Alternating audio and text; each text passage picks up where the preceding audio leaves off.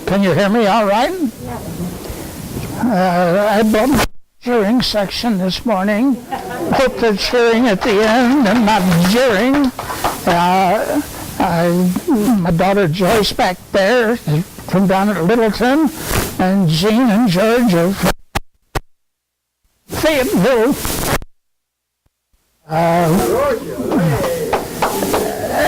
Actually, the main attraction for them was of George that were born a few weeks ago.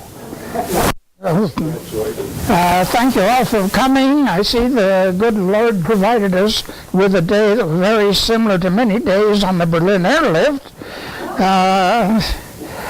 But quite foggy and rainy and that sort of thing. Just briefly, by the early 90s, I became aware that my brothers and I had different versions of the stories that my dad had told of his origins and how he came to the States and so on. And we all had differences in opinion. So I got to thinking I should write an autobiography, provide one to each of my daughters and each of my grandchildren. I don't know if any of them know where to look now. But in going through that story, I got to the point of the Berlin Airlift, and the Berlin Airlift had left a great impression on me. I had flown in the military during the war. I had flown for United Airlines prior to the lift, and I could not imagine the military operating in the efficient manner in which we were operating on that Berlin Airlift. So I went to researching the lift and found that there was practically nothing written on it. Some of the stories of World War II would have a paragraph or two or a short chapter after, say, years after hostilities ceased, we ended up flying supplies into Berlin, but there was nothing, no story to it. And finally, we were wintering in Fort Myers, Florida, and finally a librarian down there directed me to a book written by Robert Jackson. He was a former member of the Royal Air Force and had flown the airlift and became an author afterwards. Now, he gave a lot of the early statistics, the background of what brought the airlift into operation and so on. Then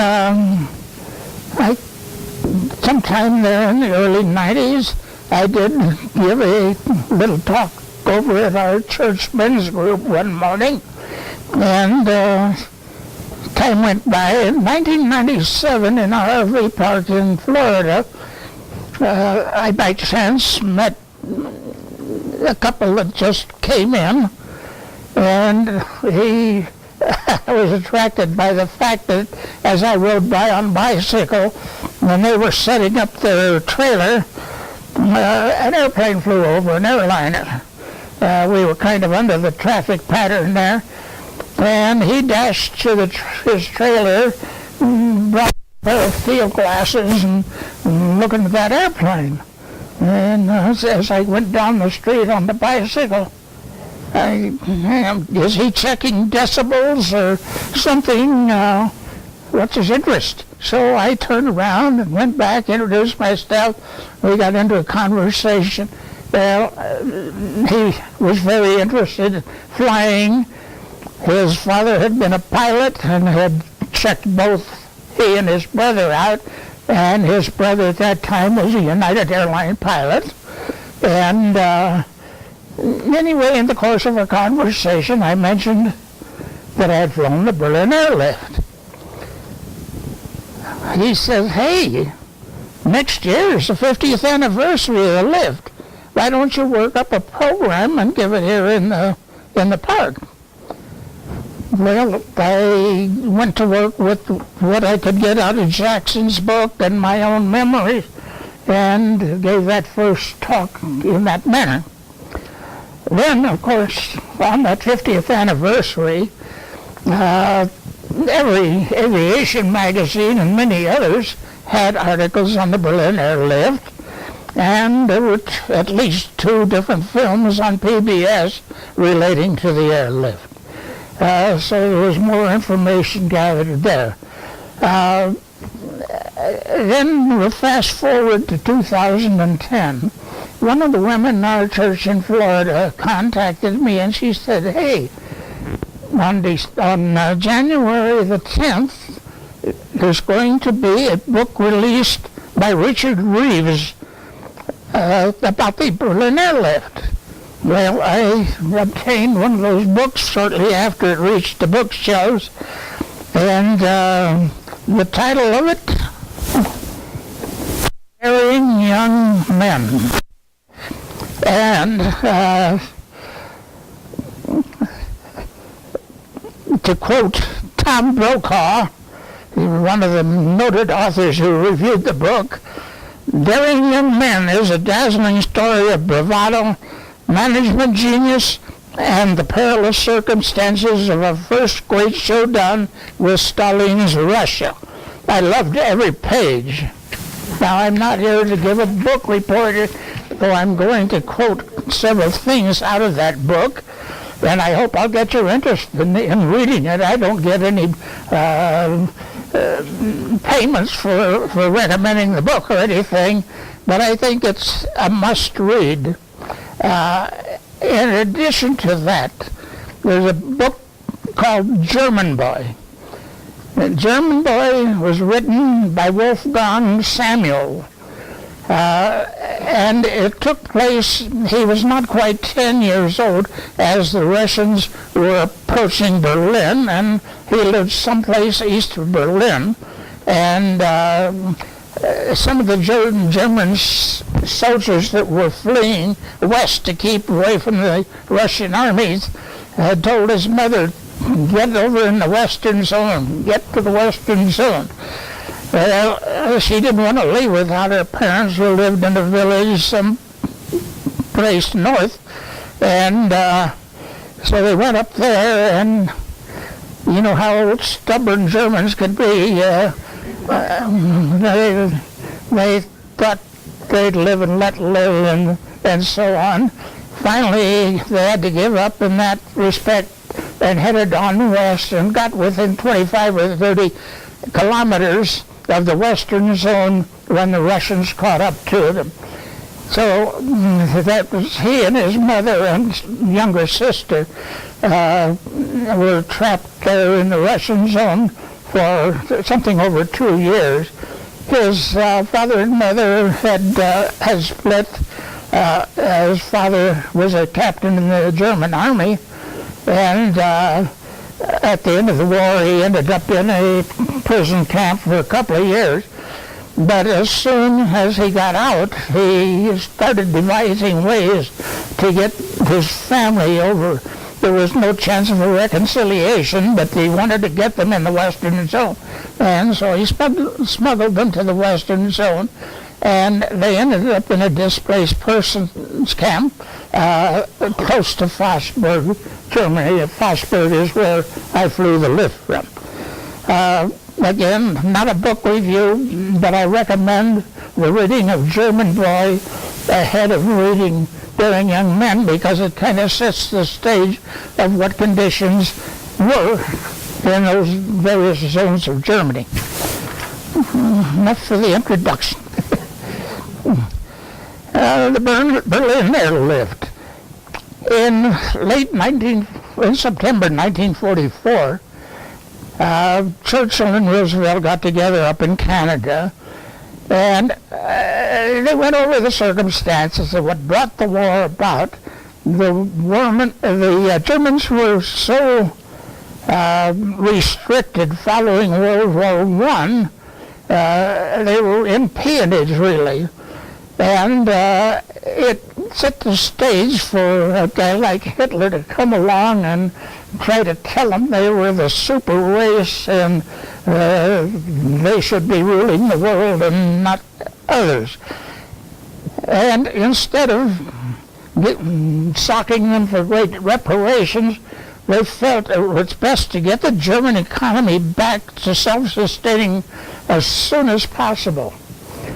So then when they met with Stalin in February of 1945, they trashed out a few agreements on how they were going to govern the German area once the hostilities ceased, and they decided on splitting.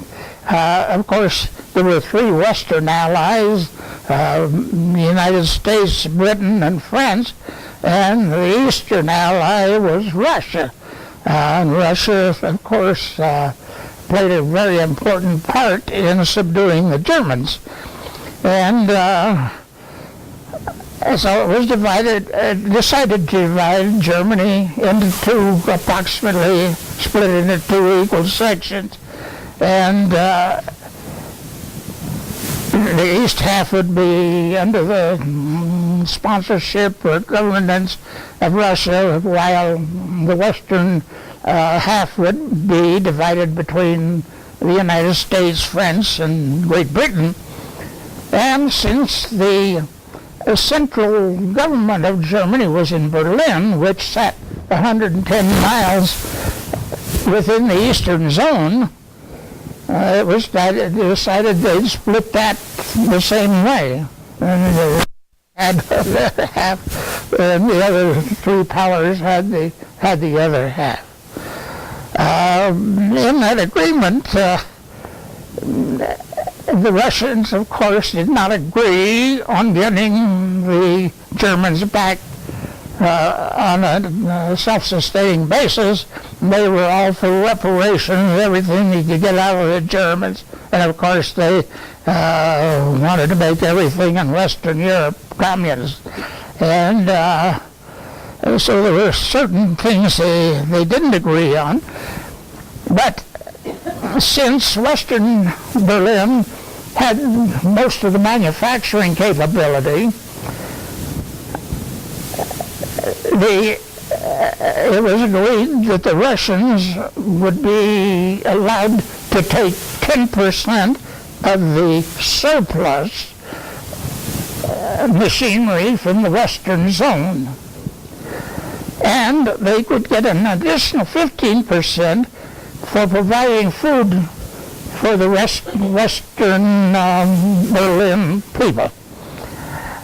The breadbasket being to the east of Berlin. And and then in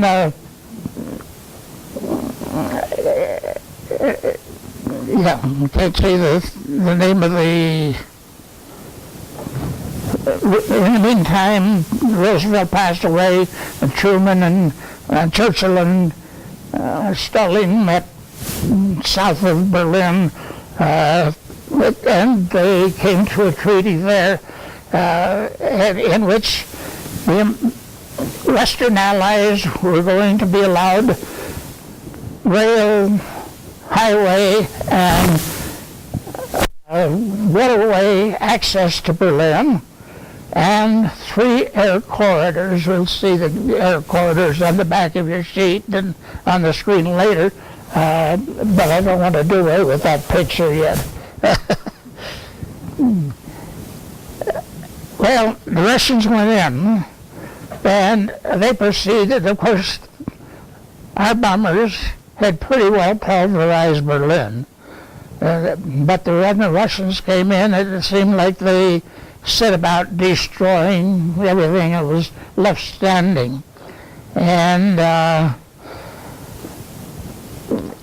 their arrival heralded an orgy of rape, murder, and pillage that has no parallel in the history of modern warfare, leaving Berlin a city of zombies. Nearly every female had been raped, and all possessions of any value were stolen. Nearly all the industrial equipment was stripped from the city and shipped to places in Russia. The largest power plant that primarily served West Berlin was completely dismantled and shipped to Moscow. Thousands of technicians and managers were shuttled off to the eastern zone. In the meantime, the Western Allies were doing mopping up operations in other parts of Germany, and it was 62 days before our occupation troops finally went into Berlin. Here they found this city of zombies. People were on the verge of starvation. They were living in dugouts that they dug in the rubble, or in apartments that were mostly destroyed, the windows nearly all out of them. The situation was very bad. Well, the Western occupiers,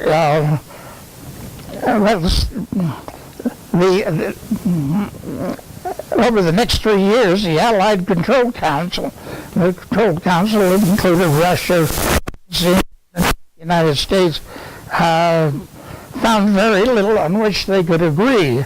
And the Russians used every method they could think of to try to make the Western Allies' occupation of Berlin untenable. Finally, when the West decided to form a separate government for West Germany and West Berlin and for Berlin, and to introduce a new monetary system, the Russians at midnight, June the 23rd, 1948, cut off all surface routes for West Germany to Berlin, leaving only the 3 corridors. Actually, when that agreement was made,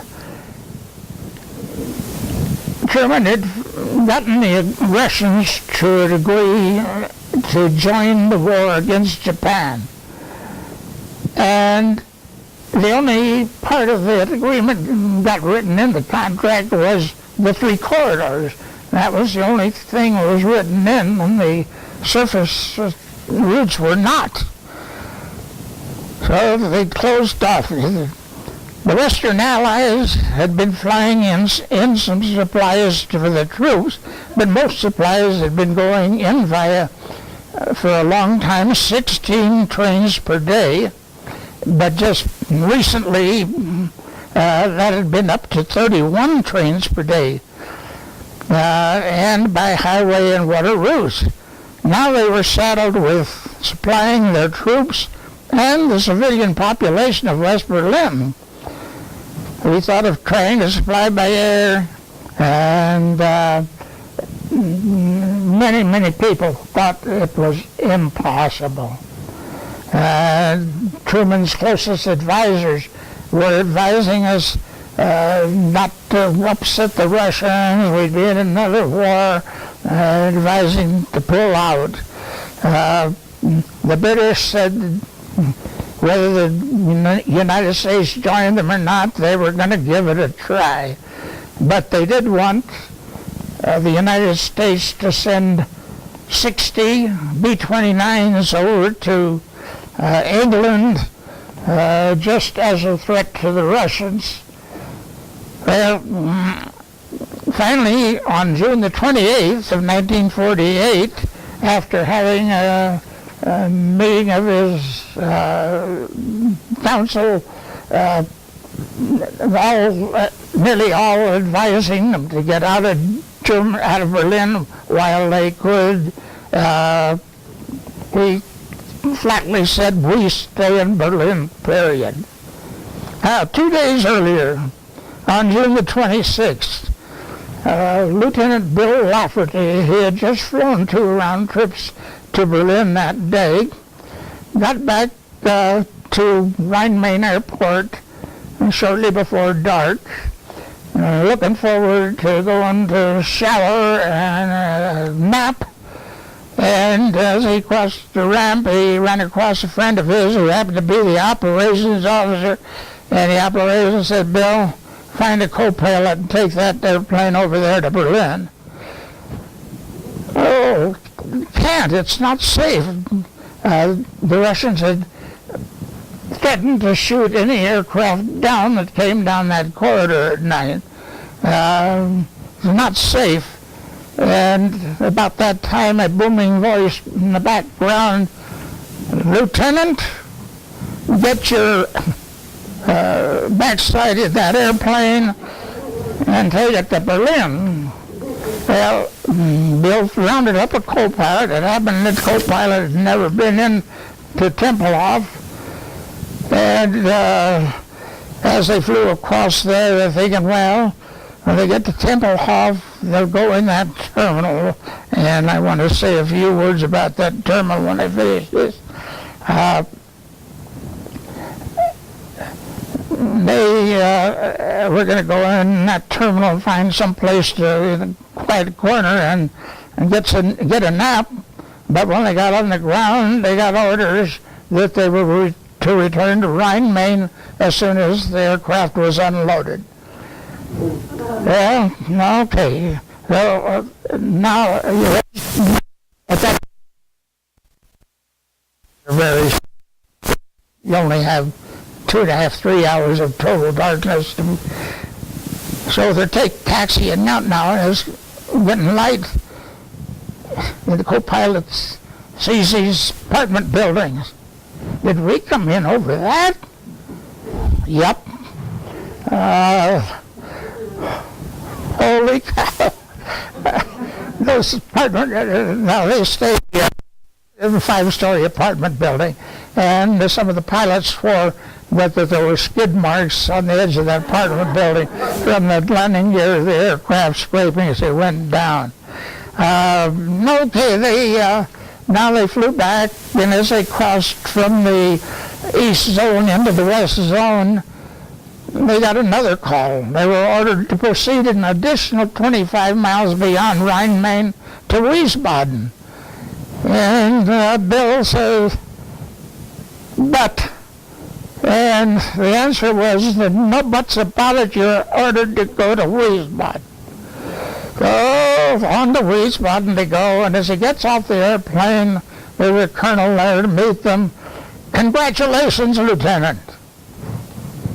"Congratulations for what? Didn't anybody brief you?" "Nobody told me anything." He said, "Well, congratulations, you flew the first flight of the Berlin Airlift." Now, let me say a little bit about that terminal there. That terminal was by far the most modern terminal anywhere in the world.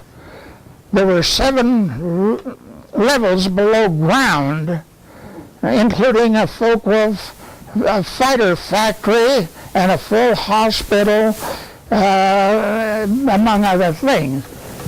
It had a cantilever roof, 3/4 of a mile long, that came out, and the airplanes coming in taxied under this cantilever roof, so people were always sheltered from the weather as they or deplaned aircraft.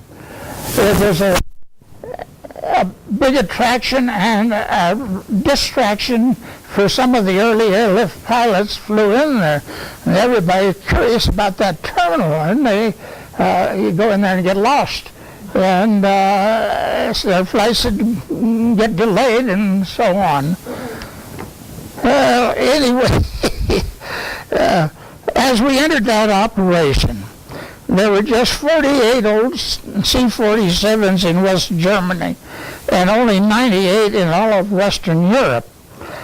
And some of those had been left behind as junk at the end of the war,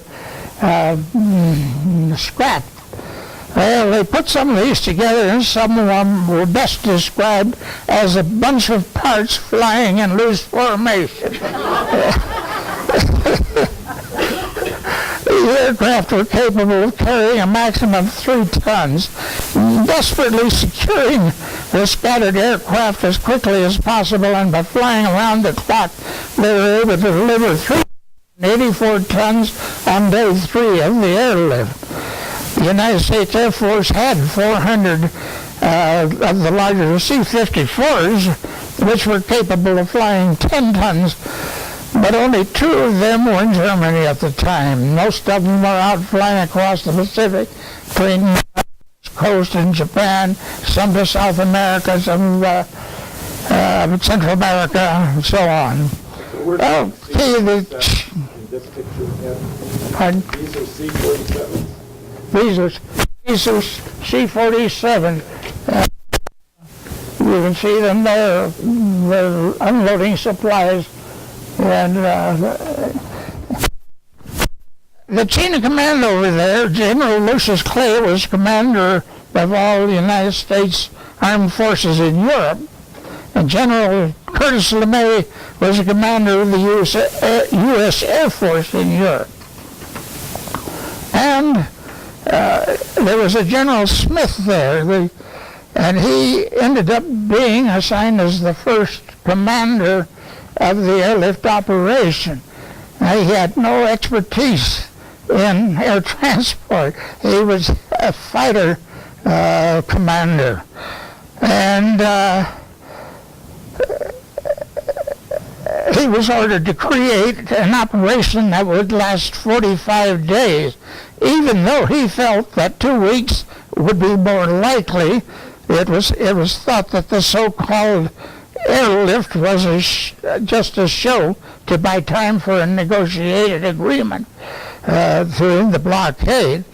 By the end of 2 weeks, everyone was exhausted.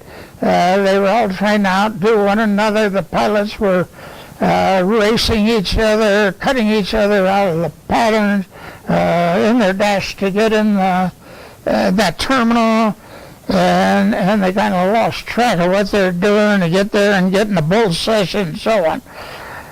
And the ground crews were getting exhausted, and sometimes it was taking a couple of hours to unload an airplane. Dust from the flour and coal would choke the aircraft controls. The dust from both flour and coal dust was explosive, and you had to have some air circulating, so the pilots had to fly with a window open through the rain and everything, and sometimes they just were wet for the whole day that they're operating. The controllers had got exhausted, and they had to knock things off for a little bit. People were getting sick, and they're flying into absolute exhaustion. In the meantime, the British were rounding up all the aircraft they could find. Let me enter here. Now, the United States was flying into Tempelhof Airport out of Rhein-Main and Wiesbaden airports, which were both in the vicinity of Frankfurt, Germany. The British had a field at Celle, and they had about 4 or 5 other fields up in the northwestern part of Germany, and they were flying primarily liquid fuel into Germany, and they were flying into Gatow Airport. Those were the 2 airports that existed in Berlin, Tempelhof and Gatow. And they were using any aircraft they could get a hold of, old wartime bombers. And they'd put fuel tanks in the fuselage in the passenger compartment, and without sufficient a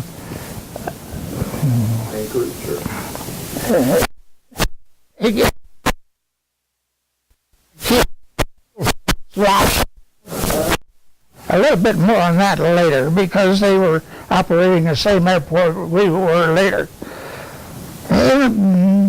The British running up aircraft from New Zealand and Australia, and like the United States after the war, there were a lot of little airlines sprung up.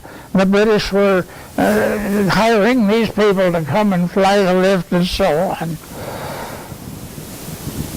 Okay, by the end of August 1948, the United States Air Force had recalled more than 10,000 pilots, flight engineers, and control tower operators to active duty. Many of these were given only 12-hour notice. Some of them called at like 10:30 at night and told to report at 10:30 the next day. Most of them had about a 48-hour notice.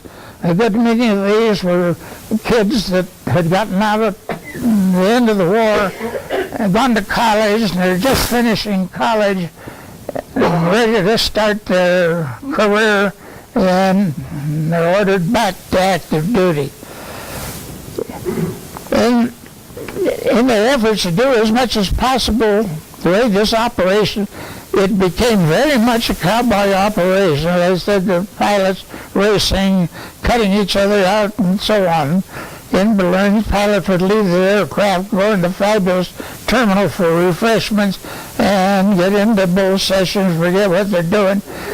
In those early stages, American enlisted men were doing the loading, and I'll show you a picture a little later of that C-47 is sitting at a 25-degree angle. And it was quite a chore to lug a 100-pound sack of coal or flour up to the front of that airplane. After lugging one up there, they'd have to stop and puff a cigarette and so on. So things got delayed, and it was pretty much of a cowboy operation.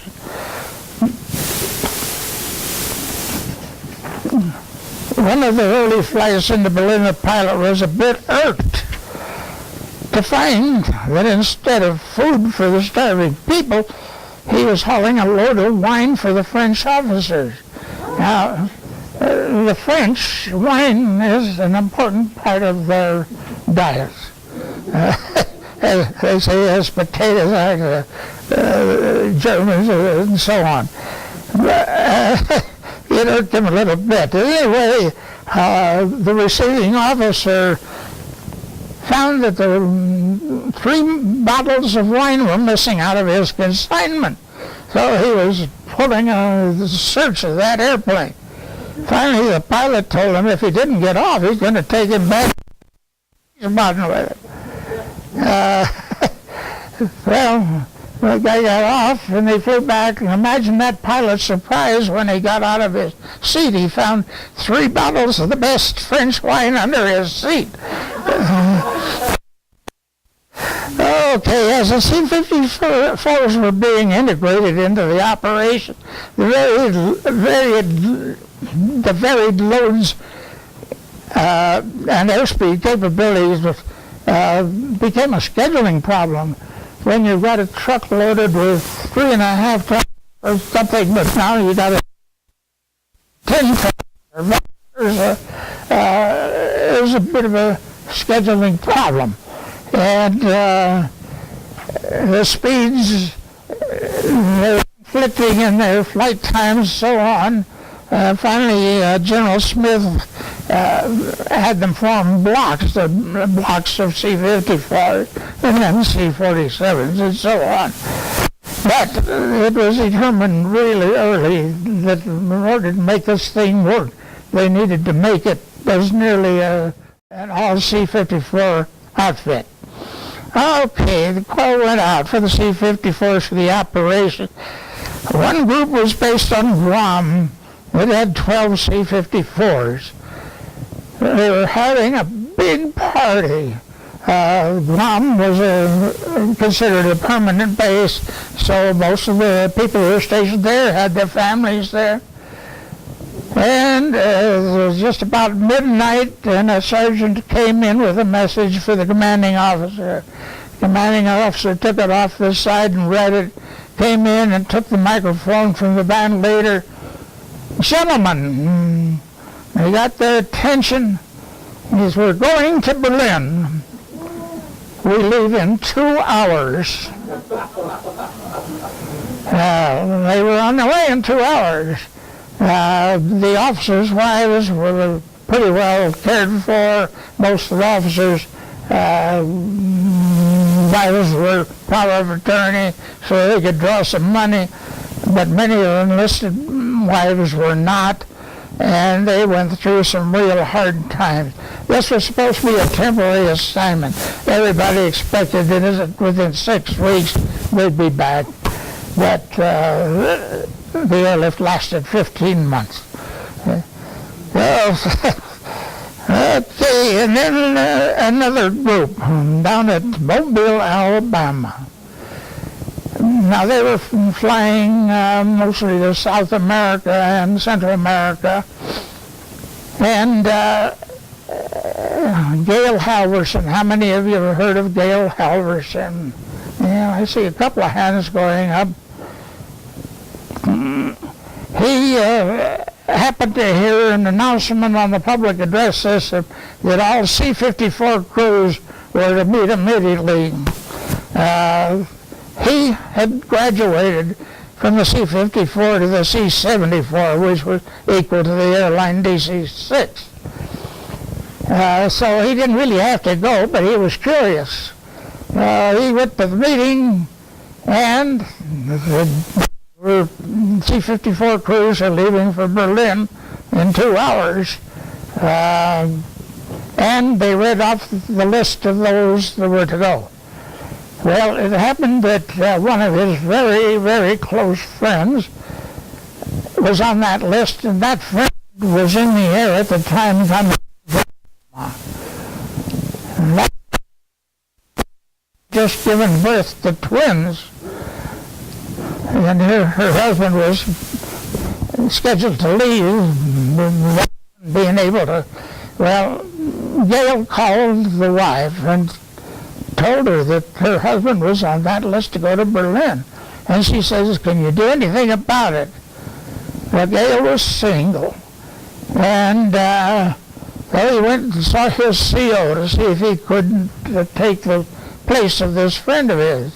And the CO gave his approval, but he'd have to have the approval of the before commanding officer. And he got his approval.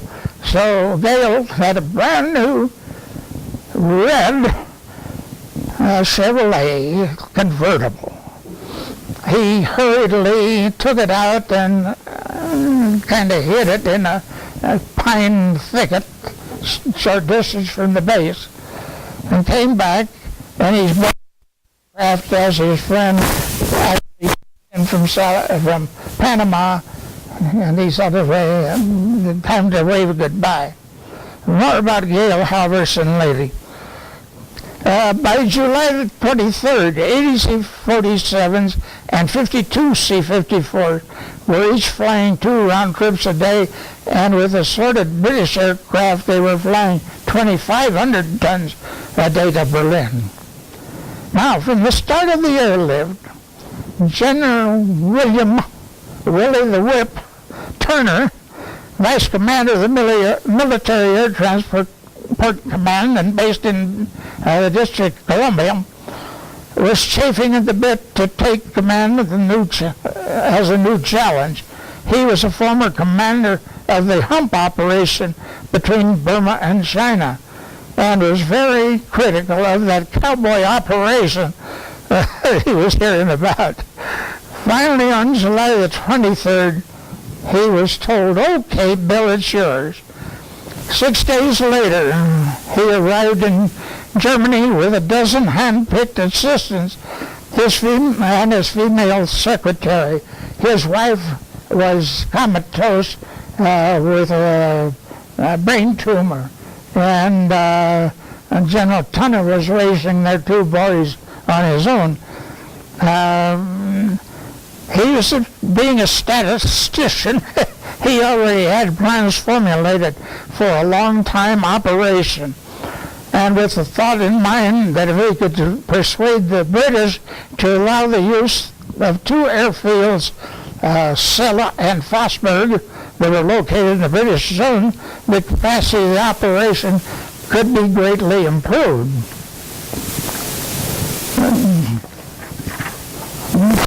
Tunner was 42 years old.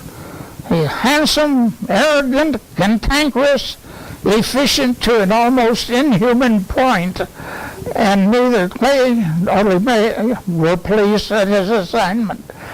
He was greeted on arrival by General LeMay, and their greeting was very brief.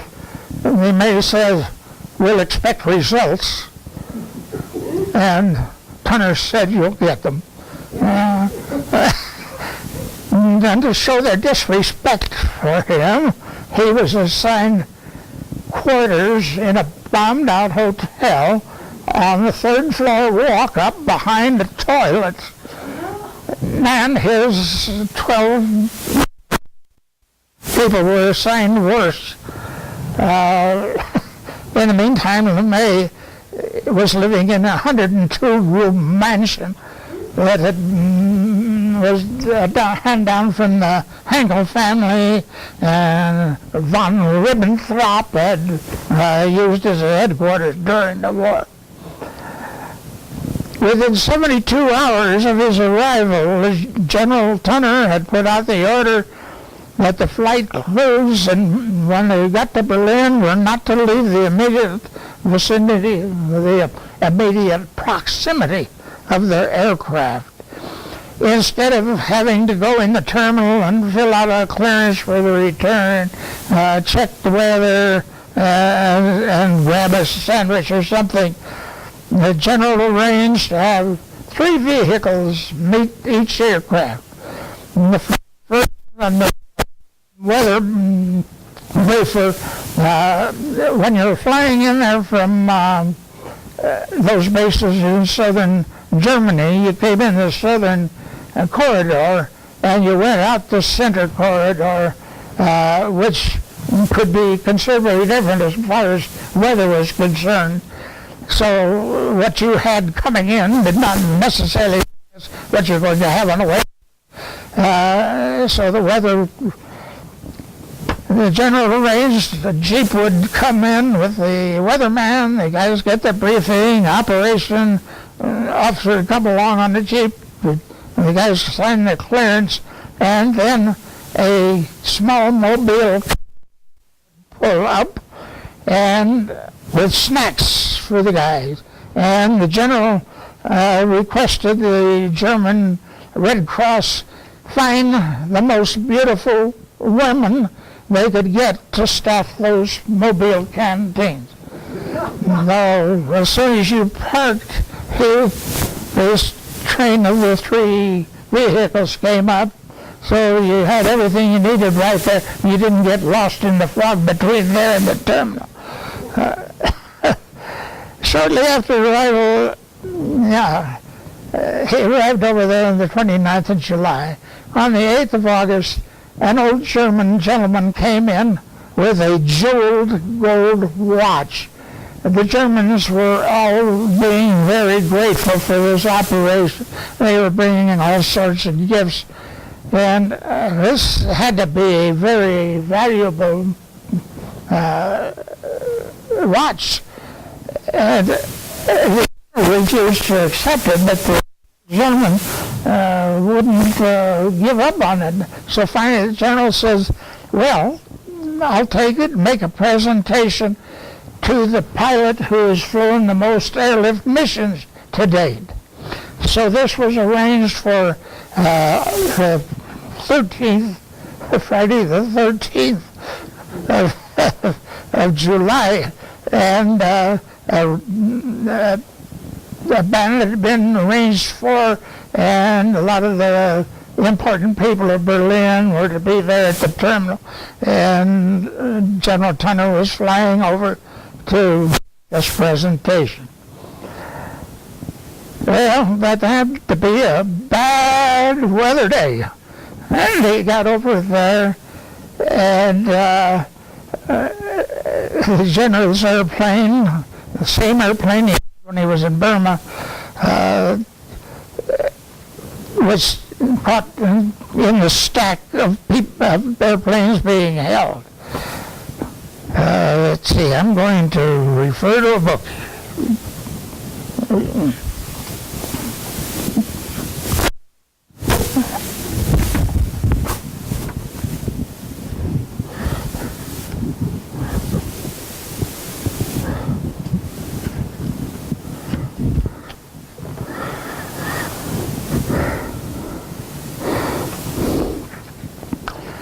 Well, during the time of that holding pattern, one aircraft landed, and to find C-54 burning on the runway ahead of him. Another one had landed a little fast and a little long, had blown both tires in applying the brakes, and was stuck in the mud and blocked traffic. Well, General Tunner was with his regular pilot and co-pilot. He grabbed the microphone from Captain Bettinger and said, "This is 5549, Tunner talking, and you listen. Get these GD airplanes out of here. Send every plane in the stack back to its home base." There was a moment of shocked silence. Then, "Please repeat." "Send everybody in the stack below and above me home. Then tell me when it's okay to come down." "Roger, sir." Well, then he turned to his pilot and co-pilot. He said, "As for you two, I want you to stay in Berlin until you've figured out a way to eliminate any way for this mess from ever happening again. Ever. I don't care if it takes 2 hours or 2 weeks. That's your job." By the time he was on the ground, Tunner had made 2 decisions that defined the operations of the airlift. First, there would be no stacking. The planes would fly 3 minutes apart, and if a pilot missed his approach or landing, there would be no second attempt. Pilots would fly their loaded planes straight back west in the center corridor. Second, all landings, no matter how clear the day or night, would be instrument landings. And if the ceiling was less than 400 feet and the visibility less than a mile, the landing would be aborted and the plane directed west into the one-way center corridor. The last part was more theory than practice. More pilots than not landed when conditions were a lot closer to 0-0. As a Royal Air Force Squadron Commander learned one lousy night. He says, David Bevan John, sitting in the control tower at Gattal, heard his pilots one after another say they had broken through the clouds at 200 feet ceiling and 400 yards visibility.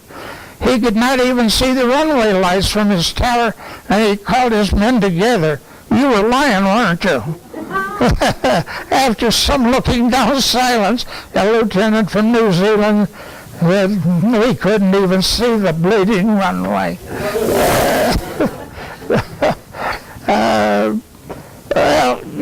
Well, these fellows that were left in Berlin to come up with a plan decided to install GCA, ground-controlled approach.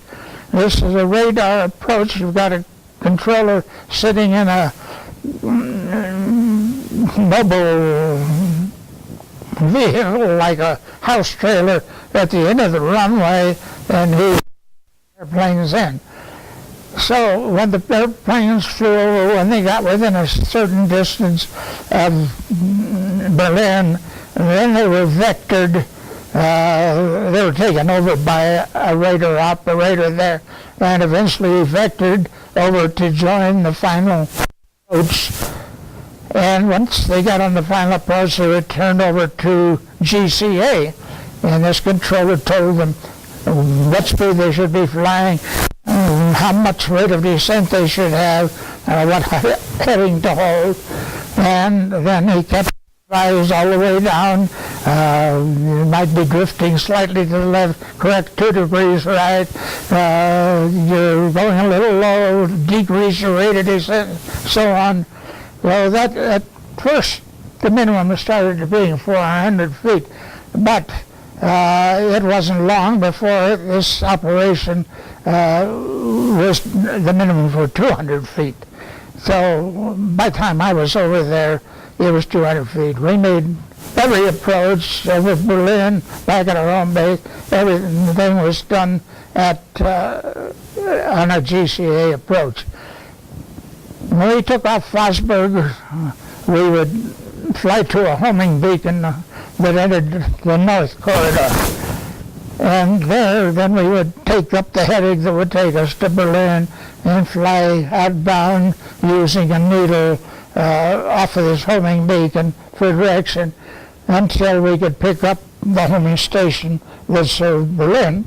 And then, like I say, when we got within a certain distance, I think the book said 75 miles, but it couldn't have been 75 miles. That would just barely be into the zone. But so we were guided all the way through. We flew at a fixed speed. At Fossburg, we had two altitudes, 2,000 feet and 2,500 feet.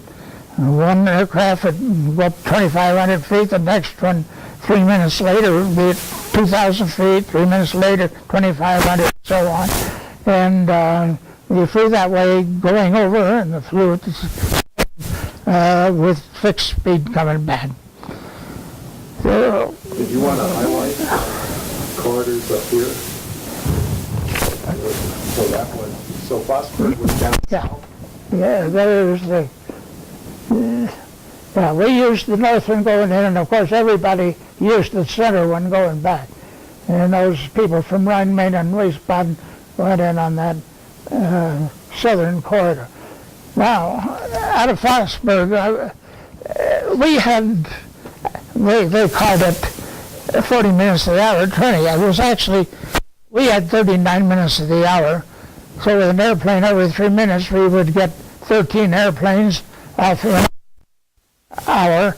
And then we had the British coming in with their tankers, had 21 minutes. So they'd have 7 flights in that 21-minute period. And then we'd be 3 minutes behind them, starting our cycle again. And we'd be brought down to the minimum altitude, and of course we had missed approach procedure. If we were not in position to land, we pulled up and went in that return course. And on 2 occasions, I was the first United States pilot, Air Force pilot, in my section at the time, and I was behind a British air.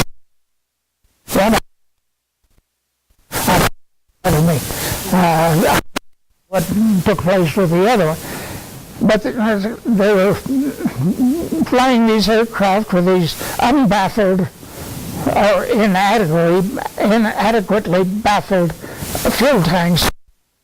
And they were all the old tail dragger type airplanes. They had a tail wheel, but they would, if they didn't make an absolutely smooth landing, that fuel would get sloshing. And they go hippity-hopping down the runway. And it was pretty hard to keep them out of doing a ground loop or something. So they had a challenge that we didn't have with our tricycle landing gear. And on both occasions that I had built up, they were able to take me in the pattern to Gatow. So I never took a load back to the home base. I was able to unload in Berlin. Okay, on with this.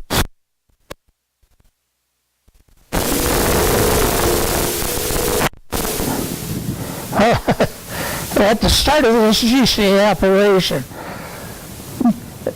a bunch of pilots and crews and planes had just come from Japan, and upon unloading out of the aircraft, they immediately went into a briefing meeting.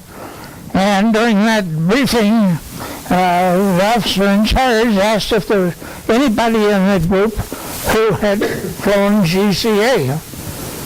Well, there was one Lieutenant Campbell raised his hand, the only hand that went up. He was in there with a bunch of captains and majors, Lieutenant Campbell.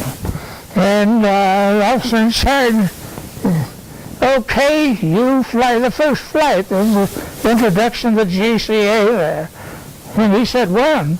He said, right now. They had just come from Japan, stops in Guam, Hawaii, Travis Air Force Base, someplace else, Oklahoma City probably, Westover Field, Newfoundland, Azores, now they're at Rhine, Maine. And they're not all sitting in comfortable pilot seats. Some of them are riding back there on metal seats that fold out of the wall and have a little indentation on them. And 4 days en route, and now you're on your way to Berlin. There was one fellow came in, got off his airplane, and the officer met him there on the ramp and says, "Put your building, your over there by that wall and take that airplane to Berlin." Well, after 3 or 4 or 5, it's 27 hours later, he was able to pick up his luggage and try to find a shower and a place to sack out. General Turner was appalled at the fact that his incoming crews were being assigned quarters in displaced persons settlements, which were no more than cesspools during wet weather. These places had been built with very inadequate sewer facilities, and you had wet weather, which was pretty predominant up in that area. They were wading through body wastes. And in the meantime, the occupation troops over there, who were mainly made up of kids just out of high school. At the end of the war, of course, after 4 years of war, everybody wanted their boys home. So there was a rapid transition, and they were just taking kids right out of high school. They made up the bulk of the occupation forces. And they were given real nice quarters, maid service, PX privileges, and all this sort of stuff. And here were these crews being called in over there and being assigned in displaced person camp. When Gail Halverson arrived, they put in a truck and they were in there kicking with this playing a little bit and putting these troops in there.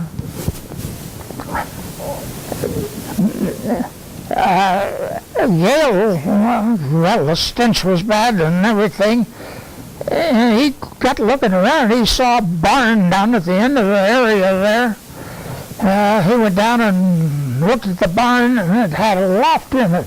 He went back and he got his bedding and his co-pilot, and they took the bedding, went up and made their quarters in that loft. And several others, of course, picked up on it and did the same thing. So, I guess now that I've mentioned Gale again, Gale went on to be known as the Berlin Candy Bomber. Gale, figuring he's only going to be there for 3 to 6 weeks, he was intrigued with what he saw at the Berlin airport, these apartment buildings you're flying over on the approach and so on. But he arranged on one of his days off, he flew over, he wanted to take the photo of what he could have. And, but first off, while he was waiting for a Jeep that he'd arranged for, he went over to take pictures of the apartment, and there just outside the fence was a bunch of kids. Well, he was very interested in kids. So he started a conversation. He had about 2 words German he knew, but it ended up so the German kids could speak enough English that they had a conversation. And they were all excited about this. They were enjoying watching these airplanes and so on. Finally, my driver was waiting. I've got to hurry off. He started to leave them, and then he thought, hey, this is strange. Now he saw the in Panama and so on, where kids follow you, their hand out for things. None of these kids had asked him for anything. He turned around, he had 2 sticks of double-mint gum in his pocket. He invoked them in pieces and gave them to the kids and asked them, tell them not to fight over it. The kids would take and unwrap their portion of it and then hand the wrapping to other kids who would lick the paper. Now this was new to him. So he said, hey, how would it be if I was to drop you some candy? Most of those kids didn't know what candy was. But anyway, he said, when I come over, I'll drop candy to you, but don't tell anybody else. He thought he'd from this happening, and so when he got back to base, he got his ration of candies and stuff from the PX for the weekly amount, and he devised a way to tie a handkerchief on to make a little parachute. So they flew across the kids. How do we know it's you? And he says, well, I'll wiggle my wings. So he became Uncle Waggly Wings. And so they dropped candy. Every week we got the PX ration. The first thing you know, everybody else was putting and it grew to quite an operation. And finally one day, operations officer said, the CO wanted to see him. Went in, what have you been up to? Well, anyway, the general called and it had been in the German newspapers. They were dropping candy, and this ended up being a thing. Eventually he was flown back to the States to give some television interviews and talk to candy manufacturers who started donating, and people all over were sending candy and parachute material. And he had thousands upon thousands of thank you and so on. So, okay, that's another book I want to recommend reading. I just recently read The Berlin Candy Bomber. An earlier edition came out in '95, but this latest one was in 2010, and it's a very interesting story, his humble beginnings and so on. Time for me to cut out? Yeah, well, we've been going over an hour. Take a short break for everybody. We probably use it, get a little bit of coffee, and then come back, and we'll finish up. And you have some marvelous pictures to talk us through. So, if you don't mind, let's take about a 10-minute break, get some more coffee, another donut, visit a little bit, give you a break, and finish off. Okay. Howard K. Smith, who was a commentator at that time, reported there might as well be laws requiring the moon to come up square as to have this law against fraternization.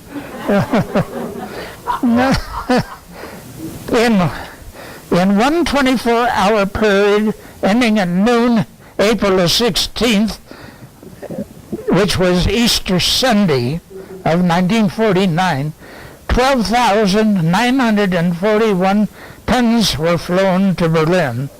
After that, the daily tonnage never dropped below 9,000 tons up until the time we started phasing out. And for the total, there were 2,325,809 tons of supplies flown into Berlin. And this will surprise you. 67% of that was coal. In other words, 2/3 of it was coal. 10% was liquid fuel, and 23% food and medicines. Our casualties, 32 Americans and 39 British, and 9 Germans were killed during the airlift. The official U.S. tally of cost of the operation was calculated at about $350 million. Amen.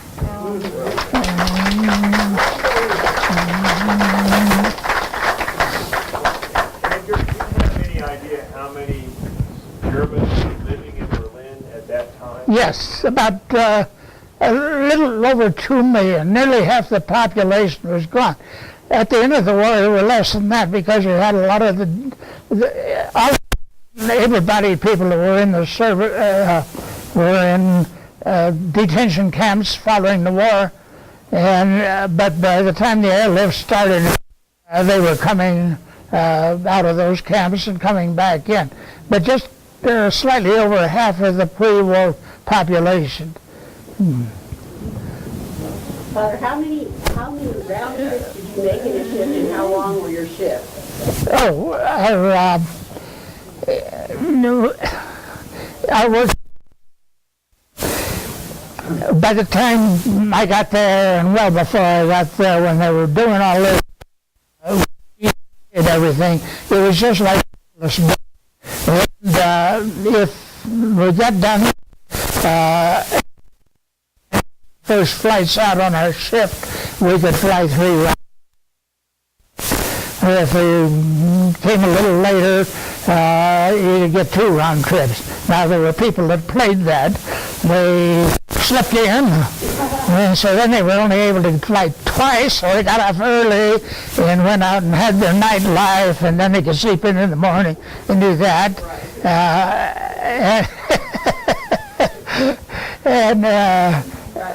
We flew 4 days on each shift, and each of 3 shifts, and then we had 4 days off.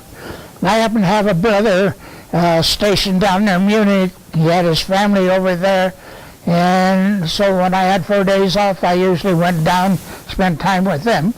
Did go to Copenhagen a couple of times, but I had Ruth on the housing list. I was supposed to be over there for 3.5 years.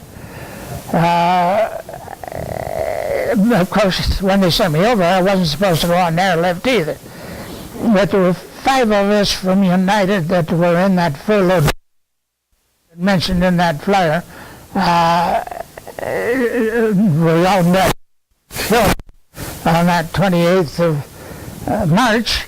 And there was one from TWA, one from Slick Airlines, and one from one of the other after-war airlines. So there were 8 of us pilots went over by group ship instead of going to Great Falls, Montana, where they were sending the pilots for pre-training for the airlift. They had a mock airlift model set up out of Great Falls, Montana, and so we were sent over there supposedly on 3.5-year orders. But in our group was one fellow who you'd think, well, he'd get the big-time operator. Let's say he knew his way around. We got to our assignment center at 11:30 at night. At 3 o'clock in the morning, he and his buddy, they had both been stationed reunited at Salt Lake City, Utah. They went down to Wiesbaden, the headquarters of the airlift. At 1 o'clock that afternoon, they were back with orders for all of us to go to airlift bases.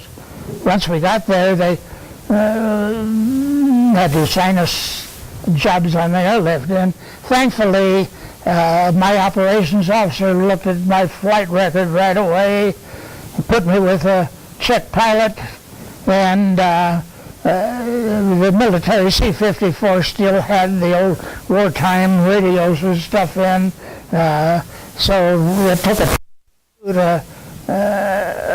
use the radios again, and so with my C-54 time, DC-4 time on United, then I got in left seat. A month later, I was the squadron instructor pilot, but it was a great operation. In future years, were you able to fly a 47 into Tempelhof? Pardon? In later years of your United experience, did you fly a 47 in Tempelhof? Were you able to fly into Tempelhof later? Oh, no. Well, Tempelhof, of course, they didn't fly commercial in there after the war with any of the sizable airplanes. We took a tour of Norway and then flew down in an F-27 airliner from Oslo to Berlin, and it landed at Tempelhof. So that was the only time that I was actually on Tempelhof Airport. And it was only those small commuter-type aircraft that to land. By that time, Tegel was the major airport. Well, thank you so much, Ed. No, and I hope Thank you for your patience. Great talk.